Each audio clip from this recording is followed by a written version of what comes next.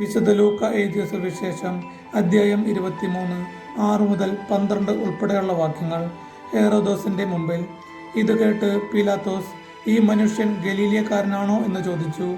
അവൻ ഹെറോദോസിന്റെ അധികാരത്തിൽപ്പെട്ടവനാണെന്നറിഞ്ഞപ്പോൾ പീലാത്തോസ് അവനെ അവന്റെ അടുത്തേക്ക് അയച്ചു.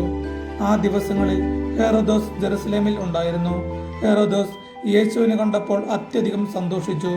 എന്തെന്നാൽ അവൻ യേശുവിനെ പറ്റി കേട്ടിരുന്നത് കൊണ്ട് അവനെ കാണാൻ ആഗ്രഹിച്ചിരുന്നു. അവൻ ചെയ്യുന്ന ഏതെങ്കിലും ഒരു അത്ഭുതം കാണാമെന്ന് പ്രതീക്ഷിക്കുകയും ചെയ്തിരുന്നു. അതിനാൽ അവൻ പലതും അവനോട് ചോദിച്ചു. പക്ഷേ അവൻ ഒന്നിനും ഉത്തരം പറഞ്ഞില്ല. പ്രധാന പുരോഹിതന്മാരും നിയമജ്ഞരും അവന്റെ മേൽ ആവേശപൂർവ്വം കുറ്റം ചുമത്തിക്കൊണ്ട് ചുറ്റും നിന്നിരുന്നു.